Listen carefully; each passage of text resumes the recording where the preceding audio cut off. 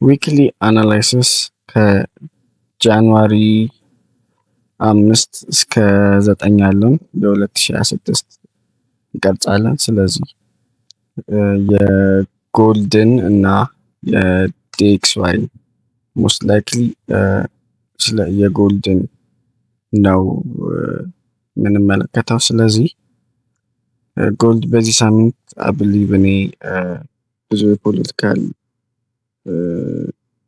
ችግሮች አሉ። በዛ ላይ ደግሞ አሜሪካ አይገስ ጦርነት ላይ ነኝ አይነት ነገር እያለች ነው። ምክንያቱም የቬንዙዌላን ፕሬዚዳንት አስረዋለች ትናንት። ስለዚህ ይሄን በተመለከተ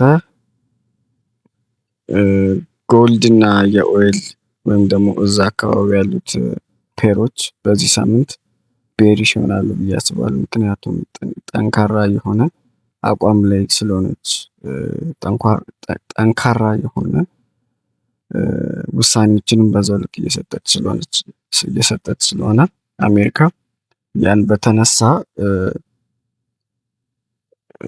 እዚህ የጎልድ ኮሞዲቲ አይነት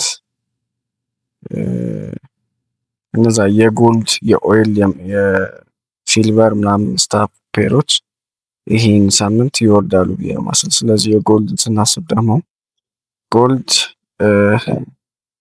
እንደሚመጡት ኢዘር ኮንሶሊዴሽን ነው ወይም ደግሞ ቤሪሽ ነው የሚሆነው ብዬ አምናለሁ። ስለዚህ በመጀመሪያ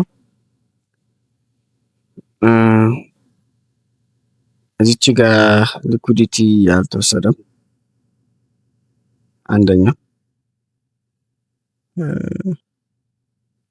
እዚህ ጋር ሊኩዲቲ አልተወሰደም። ሊኩዲቲ ቢወሰድ ነው አይገስ ወደ ላይ የማለት ይኖረው ነበር፣ ግን የተወሰደችው ሊኩዲቲ ይችኛዋ ነች። ስለዚህ ለሚመጣው ካንድል ከዚህ ጀምሮ ያው ሲአርቲ ሞዴል አይነት ነገር ይሆናል፣ ምክንያቱም ወደ ታች ይሆናል።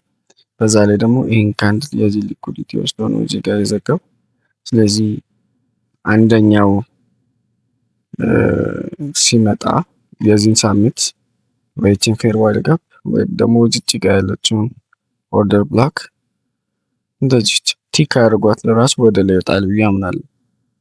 ስለዚህ የጎልድ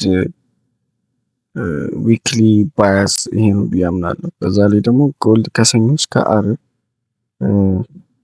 ከሰኞ እስከ እሮብ በጣም ኮንሶሊዴሽን የማድረግ ከቤሪሽ ይልቅ ኮንሶሊዴሽን የማድረግ ፕሮባቢሊቲ ከፍተኛ ነው። ምክንያቱም አሜሪካና ያው ዜናዎቿ እጅግ በጣም ብዙ ነው። ምክንያቱም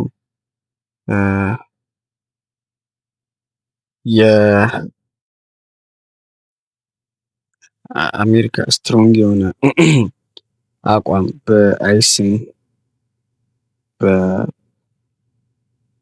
በአይሲንግ በሞርጌጅ በፋይናል በሪቴል ሴልስ ምክንያቱም የአመቱ ኢንፎርሜሽኖችም እየወጡ ስለሆነ ያንን በተመለከተ ያው ከፍተኛ የሆነ ሪፖርትም ወይም ደግሞ አቋም ላይ ያለች ይመስለኛል። ስለዚህ በዛ መንገድ ጎልድ እና የመሳሰሉት እነዛ እነ ሲልቨር እና ኦይል ምናምን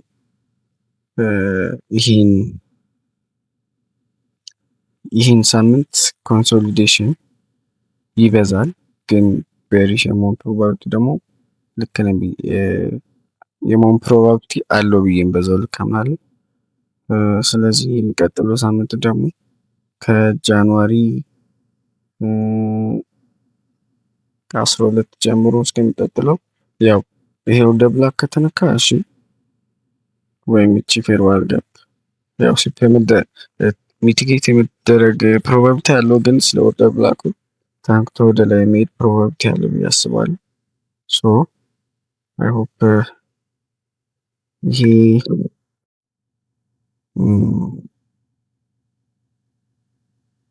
ይሄ አናላይሲስ እንደጠቀመኝ አይ ሆፕ በዚህ አናላይሲስ ደግሞ ወደፊት ሞር ደግሞ ዲቴይል እንደምገባው ቴንኪው